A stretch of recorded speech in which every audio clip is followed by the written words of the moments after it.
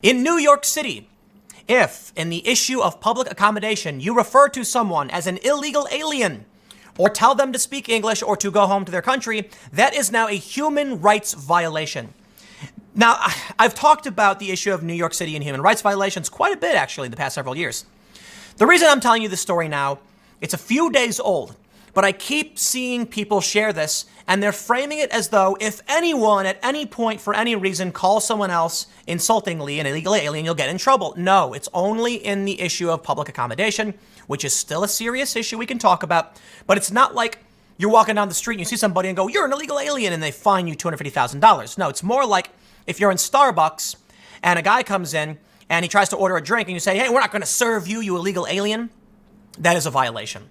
However, I must stress, this is a terrifying prospect. It means that if you're a landlord and someone tries renting from you and you say, "Listen, I cannot rent to an illegal alien." Oh, boom, there it is. Human rights violation, because apparently immigration status is protected. But let's read, I want to make sure.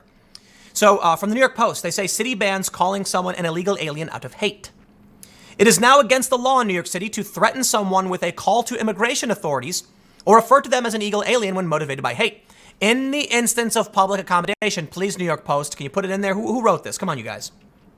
The restrictions, violations of which are punishable by fines of up to $250,000 per offense, are outlined in a 29-page directive released by City Hall's Commission on Human Rights.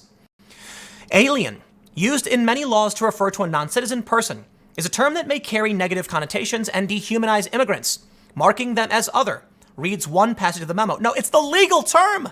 That's the legal term for somebody not from here. The use of certain language, including illegal alien and illegals, with the intent to demean, humiliate, or offend a person or person constitutes discrimination. You can't even call them illegals? What is this?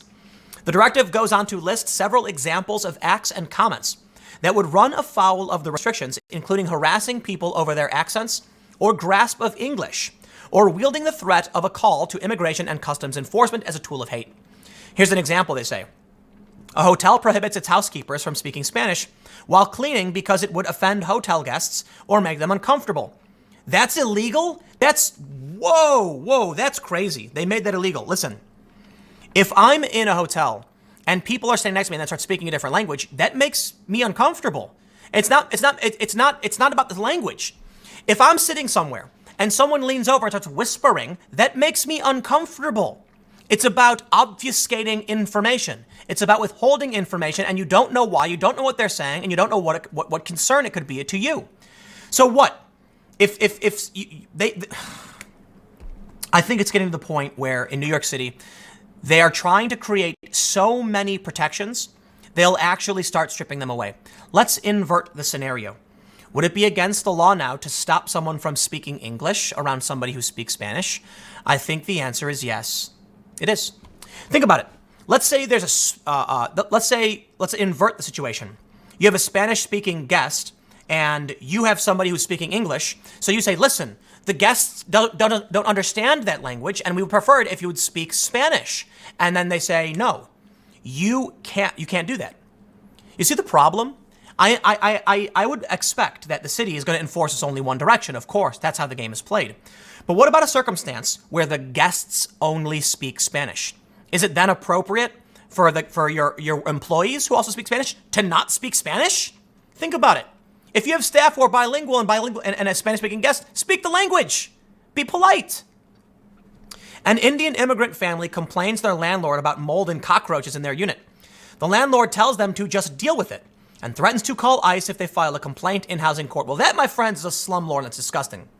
But how about someone complains about something in the house that's not legitimate? Let's say you end up inadvertently with a tenant who brings in an illegal. So actually, let's talk about squatting, okay? You could rent a property, move someone in without telling the landlord. If they're there for a certain amount of time, they're legal residents and you can't evict them, even though you never agreed to it. Yep, that's how squatting works.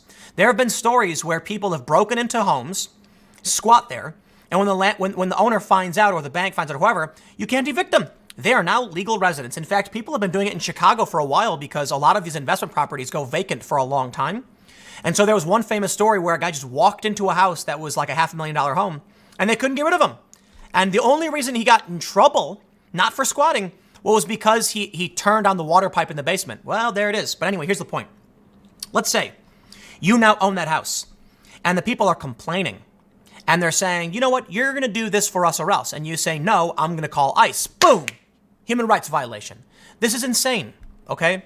Did you know that in New York City, a business cannot discriminate based on your gender expression? This is why I think everything New York has been doing and how they're expanding is very troublesome.